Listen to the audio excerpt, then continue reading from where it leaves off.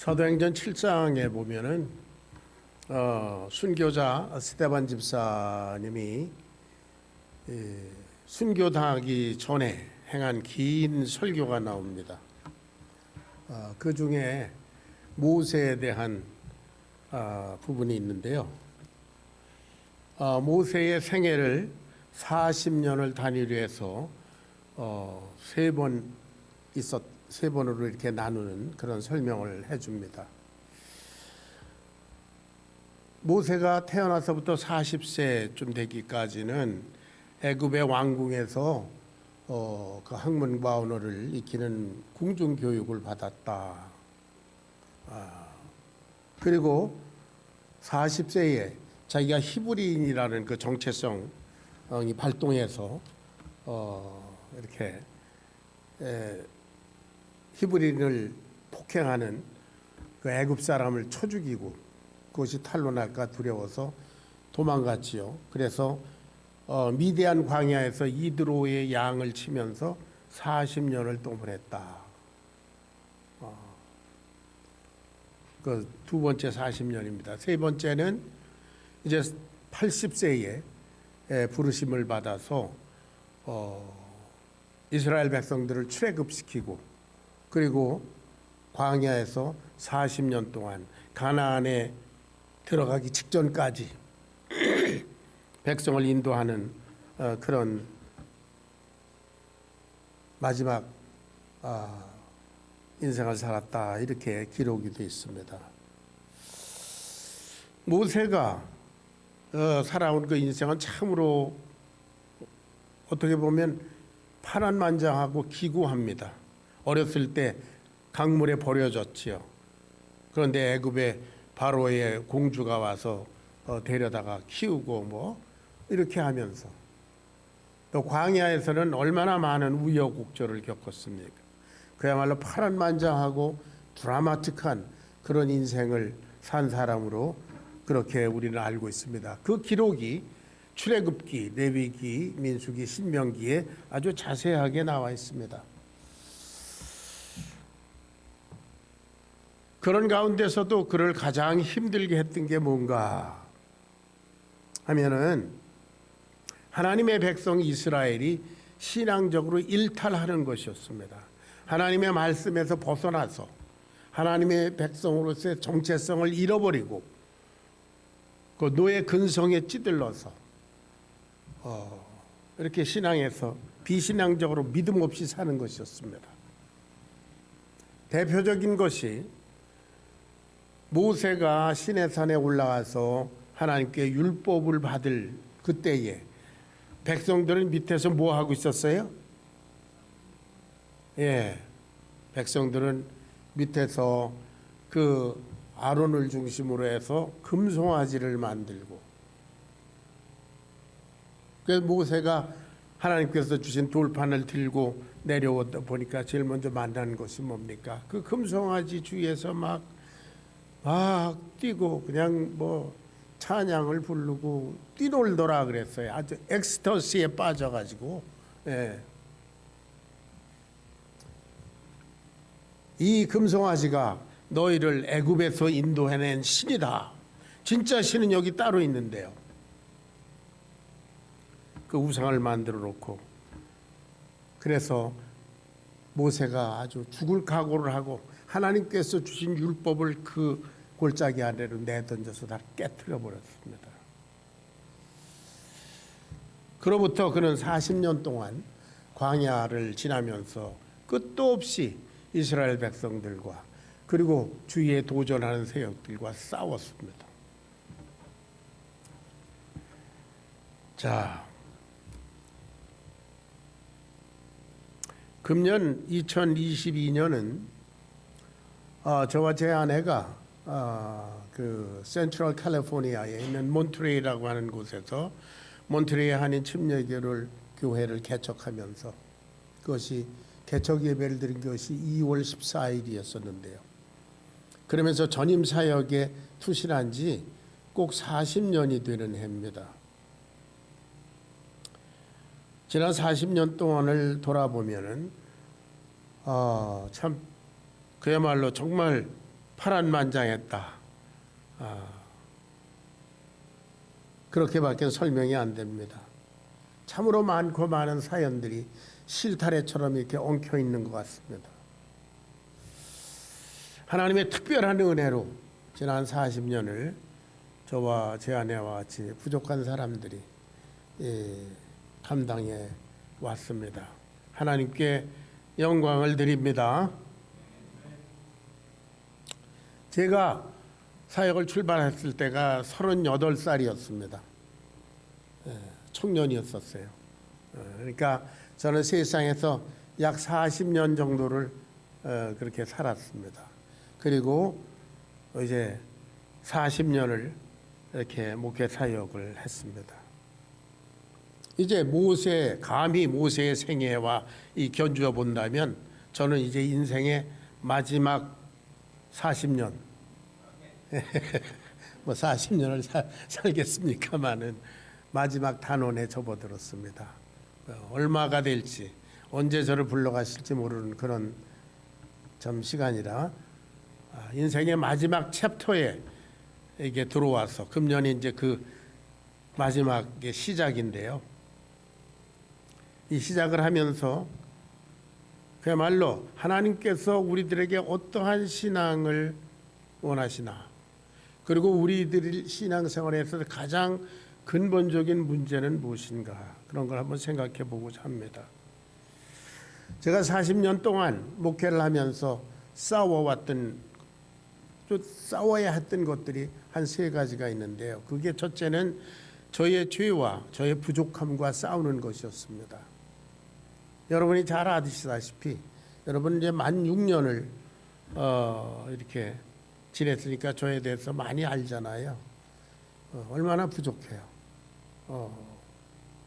저 자신의 죄와 부족함과 허물과 싸우는 것이 힘든 싸움 중에 하나였습니다. 두 번째는 성도들의 신앙을 도우면서 성도들의 신앙적인 일탈, 그리고 성도들의 인간관계에서 오는 그런 문제들, 그것도 물론 죄가 그 밑에 깔려 있지만 그런 것과 싸우는 것이 두 번째 도전이었습니다. 그리고 세 번째는 적그리스도의 세력, 반그리스도적인 문화와 문명과 외적인 도전과 싸우는 것이었습니다.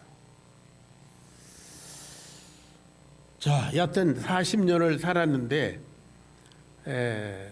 돌이켜보면 바로 엊그제 같아요. 그리고 제가 칼럼에도 썼지만 내가 뭘 했나 이렇게 돌이켜보면 머릿속이 텅 빈 것 같습니다. 자, 오늘 본문 말씀 곡식과 가라지의 비유입니다. 우리 주님께서 그 고차원적인 하나님 나라의 복음, 그 영적인 차원의 얘기를 이 아둔한 인생들로 하여금 깨달아 알도록 하기 위해서 비유를 많이 사용하셨어요. 그 중에 한 비유입니다. 그런데 오늘 이 본문 말씀은 그 많은 비유들 가운데서 유독히 마태복음에만 기록된 것입니다. 마태복음은 여러분이 아시는 대로 마태 선생이 이스라엘 백성들을 염두에 두고 쓴 복음서입니다. 그래서 마태복음의 시작이 아브라함과 다윗의 자손 예수 그리스도의 세계다, 이렇게 시작됩니다.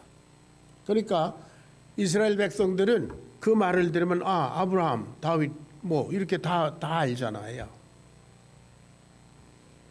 유독 이 비유가 마태복음에만 기록된 것은 아마 마태 선생이 볼 때 그때 하나님의 백성이라고 하는 이스라엘 백성들의 신앙에 문제가 있다는 것을 지적하기 위해서 그랬다고 생각합니다.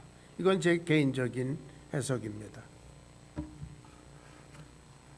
얘긴즉슨 어떤 사람이 자기 밭에 곡식 좋은 씨를 뿌렸는데요. 사람들이 잘 때 원수가 와서 가라지를 뿌렸다. 그래서 곡식과 가라지가 같이 자라는 겁니다. 그러니까 일꾼들이 와서 주인에게 얘기합니다. 우리가 좋은 곡식을 뿌리지 않았습니까? 저 가라지가 나고 있습니다. 그랬더니 주인이 말하기를 원수가 와서 그랬구나. 원수는 우리가 모르는데 밤에 와서 뿌리고 와서 저렇게 자라게 하는구나. 그러니까 종들이 우리가 가라지를 다 뽑아 버릴까요? 그랬더니 아니다. 가라지를 뽑다가 곡식까지 다칠까 염려되니까 추수 때까지 둬라. 추수꾼들이 그때는 가라지는 따로 뽑아서 단에 묶어서 불사르기 위해서 단에 묶어놓고 곡식은 내 창고에 드릴 거다. 무슨 얘기를 하는지 우리는 뭐 눈치가 있으니까 다 알잖아요. 하나님의 백성이 있는가 하면 거기에 가짜가 섞여 있다 그런 거 아닙니까? 복음이 있는데 거기에 비복음적인 가짜가 섞여 있다 그런 말 아닙니까?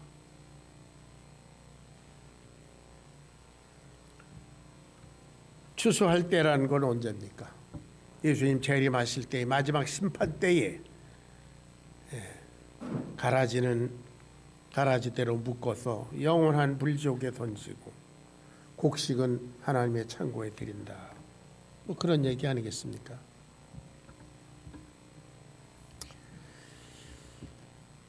자, 옛날에는 다른 사람에게 해를 끼치기 위해서 보복을 하기 위해서 이렇게 가라지를 뿌리는 그런 일이 있었다고 합니다. 그래서 로마의 법에는 그런 법이 있었대요. 보복을 위해서 남의 밭에 가라지를 뿌리는 거는 금한다. 그런 조항까지 있었다고 합니다. 자, 그런데 가라지는 어떤가? 그러니까 독성이 있는 그런 보리과에 속하는 그런 식물인데 보리와 아주 흡사하게 생겼다고 합니다. 그런데 이것을 사람이 모르고 잘못 먹으면 복통과 설사를 한다고 하죠. 심지어는 목숨을 잃기까지 한다고 합니다.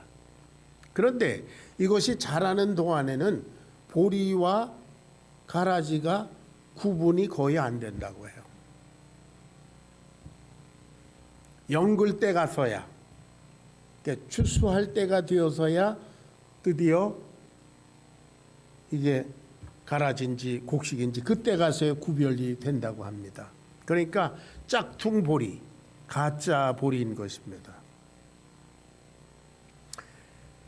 이 가라지는 진짜 보리의 성장을 방해합니다. 그 진짜 보리가 먹어야 될 그런 양분을 막 뺏어가니까 성장을 방해하지요. 그리고 이거는 독을 품고 있습니다.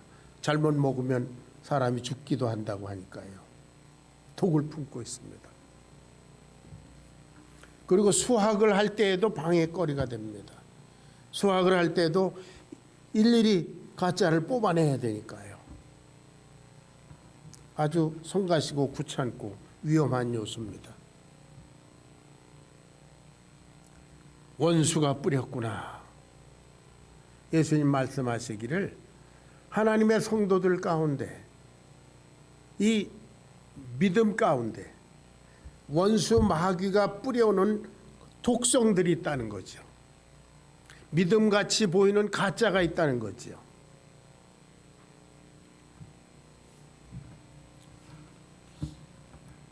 이런 설교를 하기는 참으로 서로 불편합니다. 그러나 제가 말씀드린 대로 이제 제가 인생 마지막 챕터에 있습니다. 그래서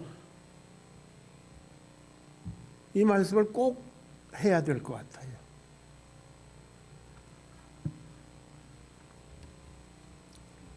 이것은 예수님께서 그 당시에 이스라엘 백성들에 대한 경고이며 또 오늘 이 시대를 사는 저와 여러분에 대한 경고입니다.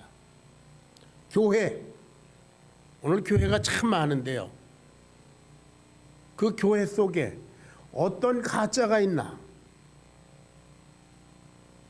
그리스도인이 많고 많은데 그 사람들이 다 그리스도인인가, 진짜 볼인가, 가라진가, 진짜 곡식인가, 가라진가, 그거에 대한 경고입니다.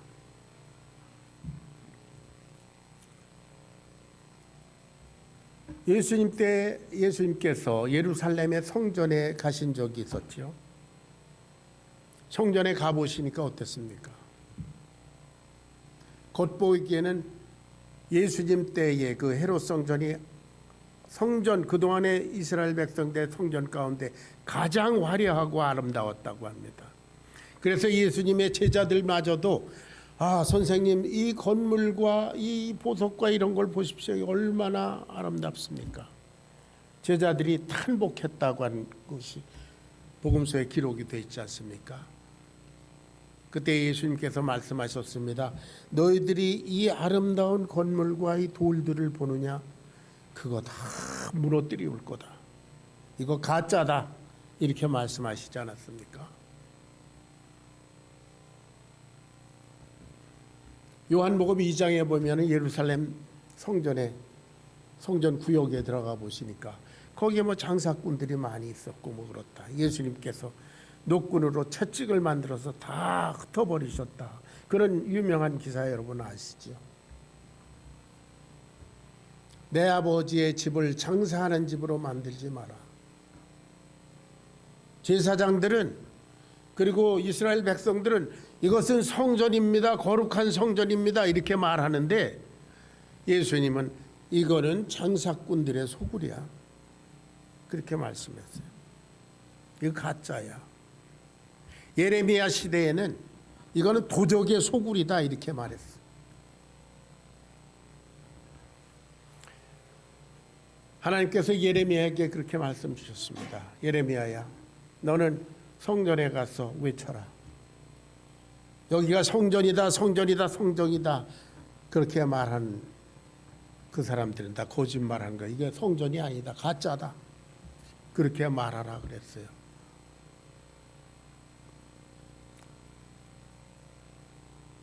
쉽게 말해서 오늘날 교회라고 다 교회인가? 오늘 자기가 그리스도인이라고 한다고 해서 다 그리스도인인가? 아닐 수 있다는 거죠.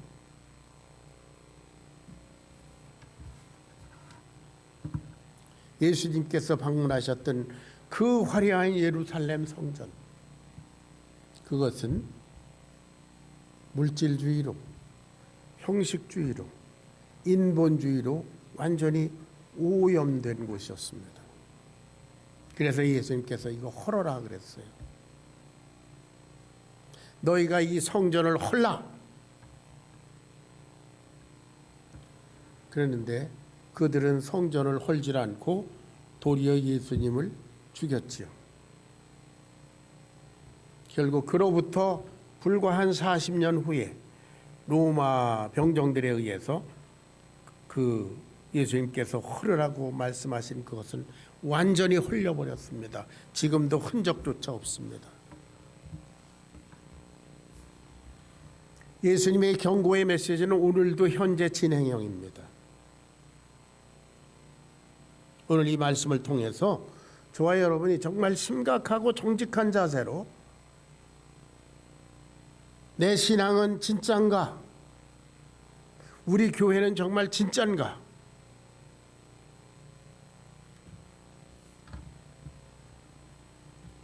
한번 점검해 보기를 바랍니다.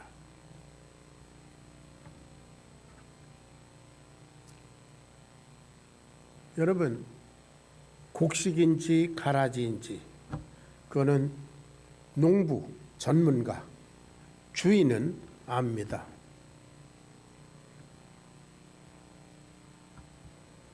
그리고 우리 자신이 진짜 곡식인지 가라지인지는 하나님이 아시고 각자 자신이 압니다.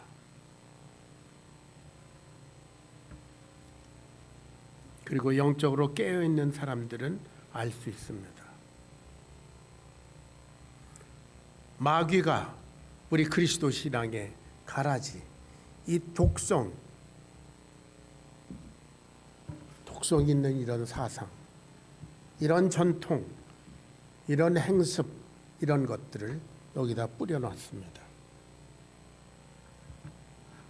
제가 지난 40년 동안 목회를 하면서 가장 두드러지게 느낀 것, 저만 느끼는 것이 아니라 많은 사람들이 염려하는 것은 그리스도 신앙의 미신화입니다.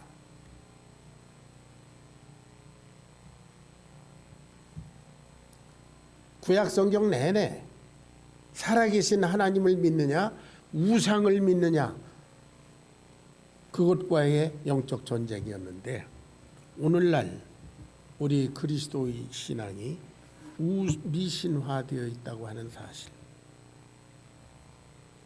예수님은 우리 주님이시다. 그렇게 우리를 고백합니다. 예수님은 여러분의 주님이십니까? 우리 교회의 머리이십니까? 예. 그런데 어떤 부분에서는 예수님은 주인이시기 전에 인생들의 도우미 역할로 전락한 것은 아닌가? 인생들의 문제를 해결해 주시는 해결사로 그 위상이 추락한 것은 아닌가?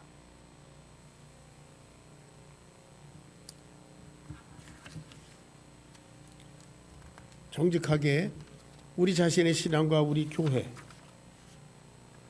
그리고 우리 주위에 있는 그리스도인들과 주위에 있는 교회들을 한번 점검해 보기를 바랍니다. 구약시대 이스라엘 백성들은 하나님만 섬기질 않고 이 사람들은 하나님도 섬기고 우상도 섬겼습니다. 왜냐하면 하나님께서 주시고자 하는 그 축복 말고도 주위에 보니까 이방 나라 사람들, 다른 민족들이 누리는 축복이 참 좋아 보였던 것 같아요. 그러니까 이스라엘 백성, 하나님의 백성이 가나안 땅을 점령했을 때, 정복했을 때 다른 이민족들이 다 하나님을 예배한 게 아니라 거꾸로 이 이스라엘 백성, 하나님의 백성들이 이방 민족들의 우상을 섬기는 이런 불상사가 일어나지 않았습니까? 세상의 축복이 그럴싸해 보이기 때문에 그랬습니다. 여러분, 오늘날 그리스도의 교회가 추구하는 축복은 어떤 겁니까? 주님의 영광과 복음의 전파와 주님을 닮아가는 신앙의 성숙, 영혼을 사랑하고 섬기는 것, 희생하는 십자가의 삶, 그런 것입니까? 아니면 세상 사람들이 구하는 건강과 장수, 오래 산 것과 부와 출세와 권력을 쟁취하고 누리고 지배하고 군림하고 유명해지고 즐기고 쾌락을 추구하는 그런 것들입니까?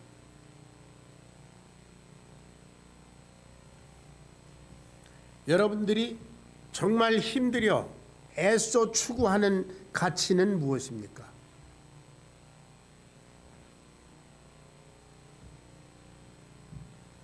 제가 여러 번 말씀드리지만 저와 여러분이 드리는 기도의 리스트, 기도의 제목들과 저 우상 숭배하는 자들이 우상 앞에 드리는 기도의 제목들을 한번 비교해 보면 우리가 우상 숭배를 하는 건지 하나님을 섬기는 건지 금방 알 수 있습니다.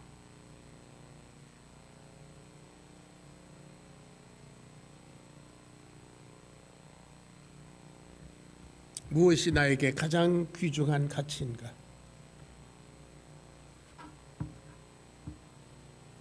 나를 사랑하사 나를 위하여 자기를 버리신 하나님의 아들, 그분이 내게 가장 귀한 가치인가? 그분을 섬기고 그분과 동행하는 삶이 내 최고의 축복인가? 아니면 그것도 있으면 좋지만 이 모든 것도 나에게 더 있으면 더 좋겠다 하고 눈을 딴 데 돌리고 있는 건가? 유명한 말씀 있지 않습니까? 마태복음 6장 33절. 먼저 너희는 그의 나라와 그의 의를 구하라 하는 우선권을 거기 두라고 그랬는데, 그렇게 하면 이 모든 것을 너에게 더해 주시겠다고 약속했는데, 우리들은 먼저 그의 나라와 그의 의를 구하지 않고 이 모든 것을 위해서 애쓰고 힘쓰고 그런 다음에 나중에 미안하니까 끼워 넣기 식으로 하나님도 영광 받으시옵소서 이렇게 하는 건 아닌가? 무엇이 저와 여러분, 우리 교회의 프라이어리티입니까?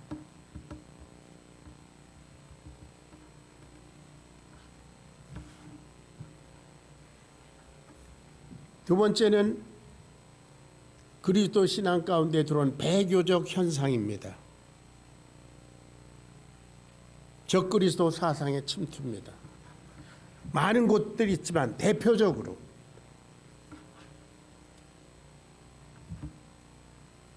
요한계시록에 보면 니골라당이라고 하는 그런 미혹하는 무리가 있었다고 그랬습니다. 갈라디아 교회, 빌립보 교회 이쪽에는 또 신앙을 혼잡케 하는 유대 율법주의자들, 유대 율법과 그리고 그리스도 신앙을 혼합하는 그런 혼합주의자들이 초대교회에 침투해 있었습니다. 빌립보서 3장 2절을 한번 보겠습니다. 다 같이 시작. 개들을 삼가라. 돌을 삼게 하는 이를 삼가라. 빌립보 교회 침투에 들어온 그런 배교적인 무리들을 사도 바울은 심하게 말했어요. 개들이다 그랬어요.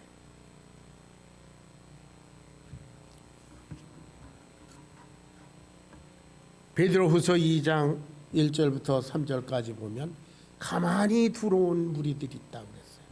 그래서 교회를 혈안케 하는 자들이 있다고 했습니다. 밤에 와서 가라지를 뿌리는 그런 원수와 같이 교회에 가만히 들어온, 우리들도 모르게 스며들어오는 그런 배교적 현상들. 오늘날 대표적으로 그 WCC라는 것 여러분 들어보셨을 거예요. World Council of Churches, 세계 교회 협의회, 이름은 그렇습니다. 그래서 이게 교회가 다 하나 되자 그런 운동인가 보다, 그렇게 표면적으로 걸어놨습니다. 세계 교회 협의회, World Council of Churches. 그런데 안 그렇습니다. 그 모임에는 온갖 귀신 잡탕, 무속신앙까지 다 들어가 있어요. 거짓말입니다. 한국의 대교회들, 유명한 목회자들, 몇천 명, 몇만 명 되는 그 교회들 다 거기 가입해 있습니다. 수년 전엔 부산에서 WCC 총회를 했습니다. 거기에 온갖 세상의 종교, 이단 할 것 없이 다 들어와 있고, 거기다 각 나라의 무속 종교, 한국의 무당 굿거리까지 거기서 했어요. 큰 교회들, 유명한 목회자들이 거기 다 참여하고 있으니까 그게 옳은 건가 보다라고 생각하기 쉽습니다. 여러분 제가 말씀드렸잖아요. 진리는 다수결이 아니다. 온 세상이 다 예수님을 반대해도 예수님 단 한 분, 그분은 진리신 줄로 믿습니다. 그분은 단 한 분 홀로 십자가에 벌거벗 끼운 채 처형되셨지만 그분은 진리셨습니다. 몇만 명 되는 교회, 몇십만 명의 사람들, 얼마나 유명한 목사가 거기 가입했다, 그거 소용없습니다. 예수님은 내가 곧 길이요 진리요 생명이니 나로 말미암지 않고는 아버지께로 올 자가 없다. 할렐루야. 그렇게 말씀하셨는데 WCC를 뭐라 그럽니까? 예수 외에도 구원의 길이 있다, 그렇게 얘기합니다. 몇만 명이 모여서 이런 귀신 굿거리 장단을 했습니다. 배교적 현상입니다. 망할 짓을 하는 겁니다. 가라지들이에요.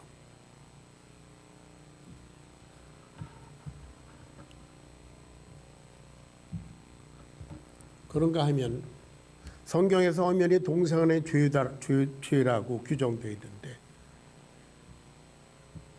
뭐 우리가 그 영혼들을 사랑하는 건 뭐 당연합니다. 해야 됩니다.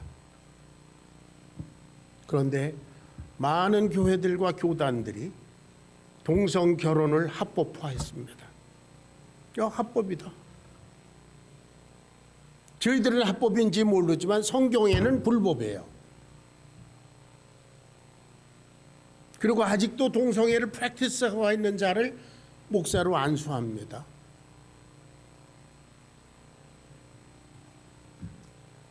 미국에 많은 교단들이 있지만 지금 현재 우리가 속해 있는 남침예회와 그리고 오순절 교단 두 교단만 빼고 나머지 교단은 다 동성 결혼을 합법화했습니다. 동성애자를 안수하고 있습니다. 배교적 현상입니다.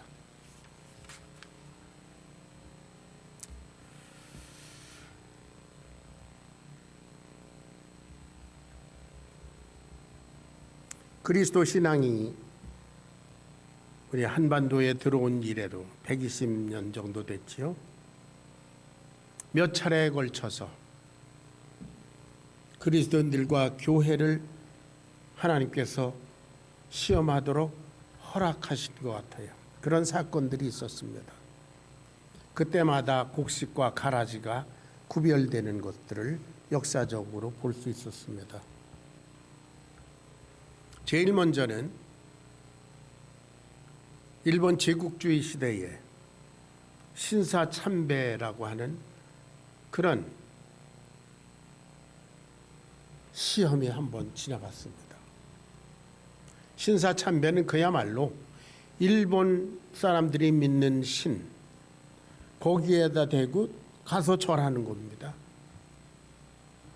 거기다 더하기 동방요배라고 하는 것이 있었는데, 그건 뭐냐 하면은 일본 천황이 신이니까 그 동쪽에 있는 천황을 향해서 절하는 것입니다. 그래서 교회에도 천황의 사진을 붙여놓고 예배드리기 전에 거기다 먼저 절하고 예배드리고, 교회 속에 침투해 들어왔습니다.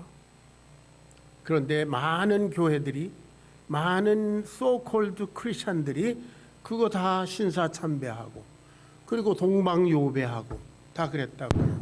그런가 하면 또 많은 분들은 순교했다고 하지요.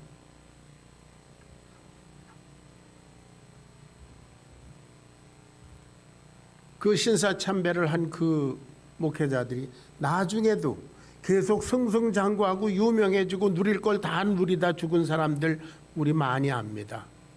얼마나 유명한 분인지 모르지만 가라집니다. 죄송하지만.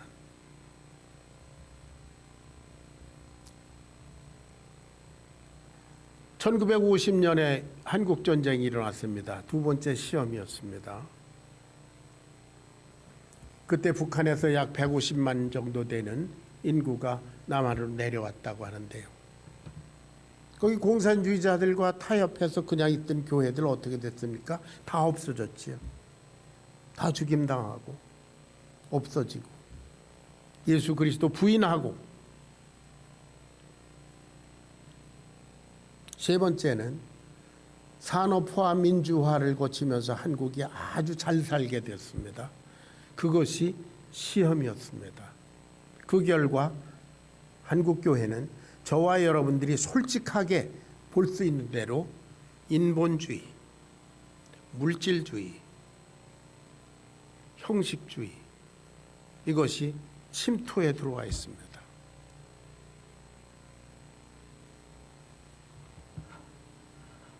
교회가 기업처럼 되고 이제는 재벌처럼 됐습니다.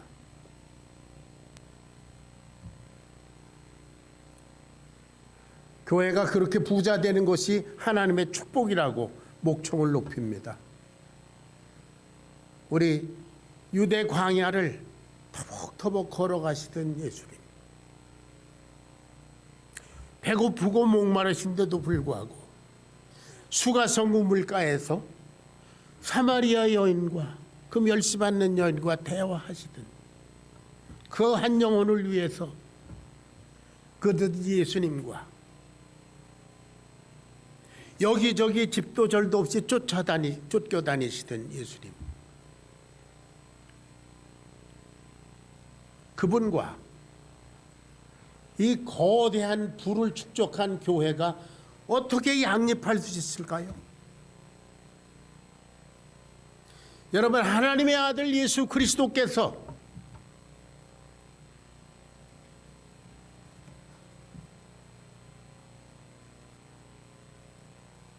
바디가드를 데리고 다니는 거 보셨습니까? 왜 목사가 바디가드가 필요합니까?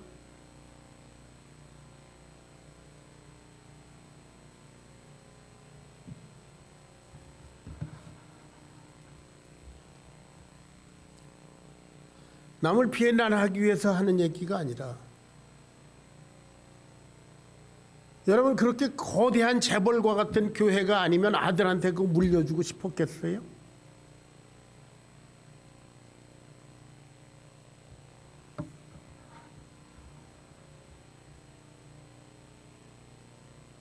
곡식이냐 가라지냐.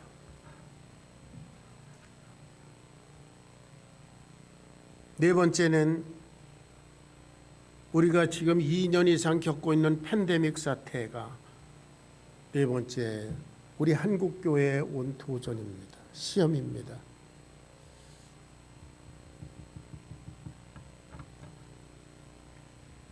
(2년) 이상 이렇게 되면서 한국에도 미국에도 지금 많은 교회들이 신자가 급감했다고 하죠.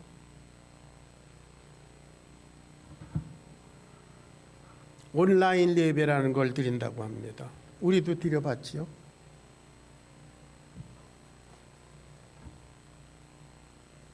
온라인 예배를 처음에는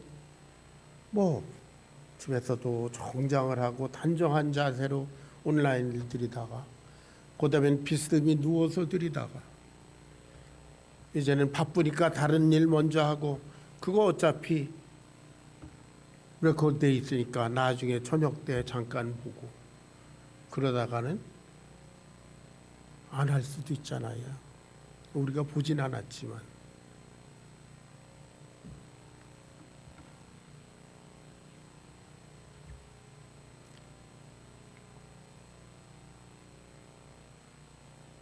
곡식인가 가라지인가.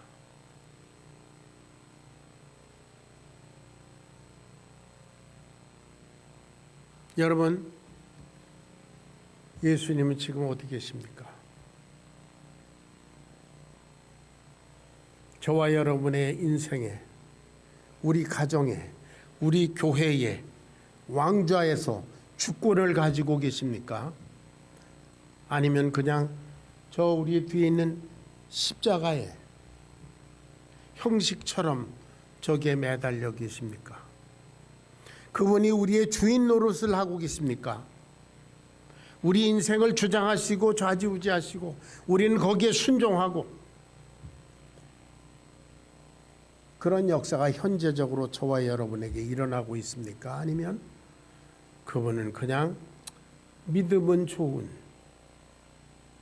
취미 생활의 대상입니까?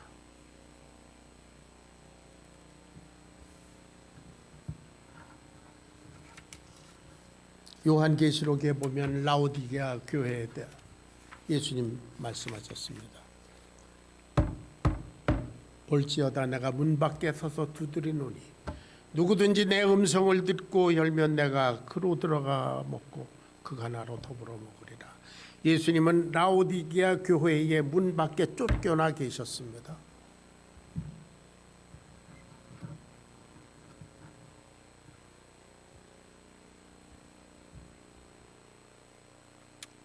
물질주의,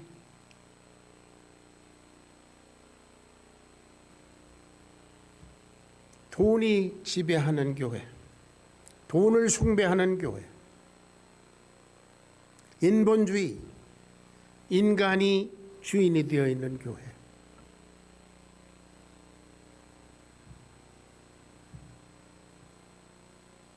예수님께서는 너희가 서로 사랑하라. 너희가 서로 사랑하면 이로써 모든 사람이 너희가 내 제자인 줄 알리라. 새 계명을 주셨는데 사랑하기는커녕 인간들이 서로 핏대 올리고 싸우고, 예수님의 계명은 그런 건 잠깐 접어놓고 인본주의, 형식주의, 예수님을 사랑하고 그야말로 예수님에게 인생을 바쳐드리고, 우리는 사랑한 만큼 바치게 돼 있지 않습니까? 사랑하는 만큼 헌신되지 않습니까? 그저 형식이 지배하는 거대한 예배, 오케스트라, 그럴듯한 설교, 유명한 그런 목회자. 형식은 거대한데 내용은 없는,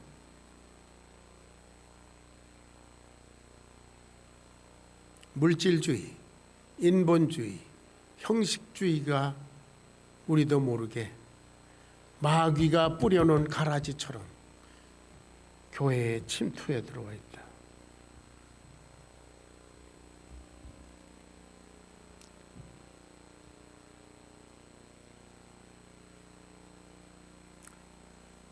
요한복음 21장 생각이 납니다. 요한복음 21장에 보면 부활하신 예수님이 잠시 눈에 안 보이니까 베드로와 그 다른 사도들이 난 물고기 잡으러 가겠다. 갈릴리 바다로 가서 자기들이 옛날에 하던 그 익숙한 일에 몰두하고 있습니다. 예수님 거기 가서 물가에 서 계시는데요, 이 사람들 고기 잡는데 열중하고 있습니다. 예수님은 엑스트라 같아요.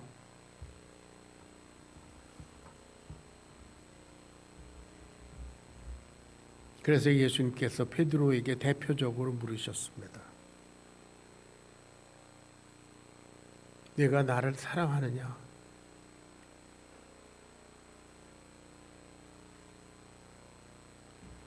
예수님은 네가 지금 어디에서 무엇을 할 사람인데 지금 여기 와서 이러고 있느냐라고 말씀하시지 않았잖아요. 네가 나를 사랑하느냐?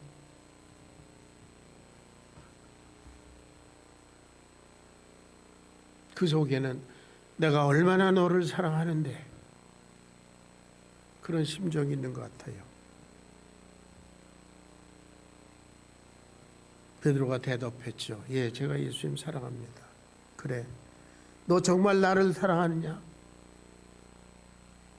나는 너를 위해서 죽기까지 내 목숨을 주었는데 너는 나를 그만큼 사랑하느냐?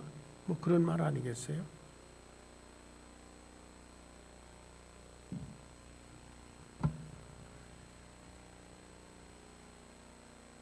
예, 그래도 부족하지만 제가 주님 사랑합니다. 세 번째 또 물으셨습니다. 네가 나를 사랑하느냐? 정말 사랑하는 거 맞아?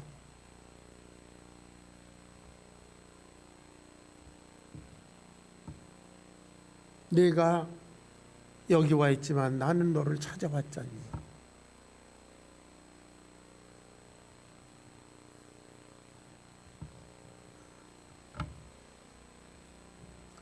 여러분 자신이 처참하게 죽어야 될 그 모든 죄를 짊어지고 십자가에서 처참하게 죽으신 예수,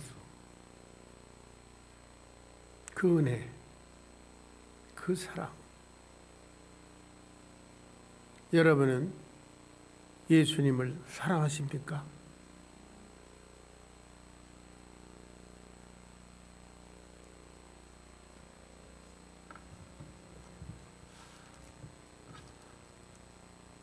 곡식인가 가라지인가, 진짜인가 가짜인가.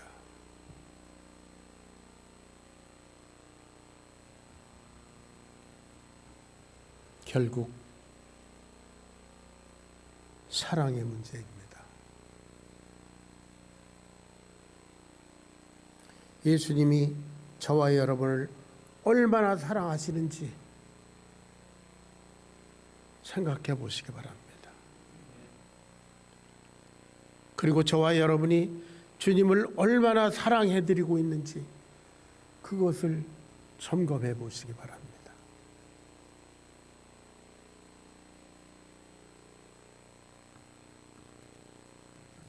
네가 나를 사랑하느냐?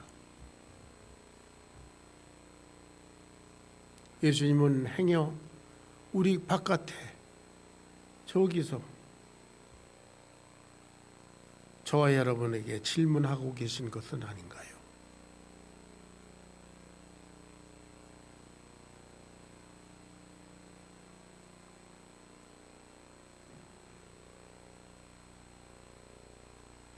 나를 사랑하사 나를 위하여 자기 몸을 버리신 하나님의 아들 예수, 그분과 깊은 사랑의 관계를 진실하게 회복하는 우리 교회, 저와 여러분 되시기를 축원합니다. 기도하겠습니다. 오늘 이 순간에도 내가 나를 사랑하는가 질문하시는 주님의 음성을 우리 심령에 듣습니다.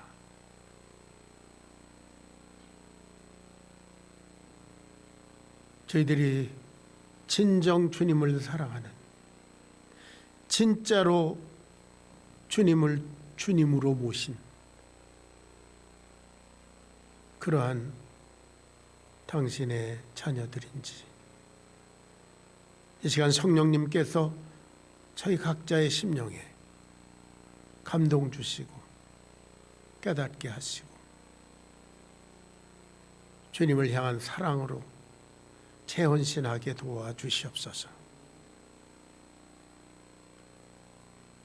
주님이 무익한 종들을 끝까지 사랑하시는 줄로 믿사오. 주님, 저희도 주님을 끝까지 사랑하겠나이다. 저희를 도와주시옵소서. 예수님의 귀하신 이름 받들어 간절히 기도합나이다. 아멘.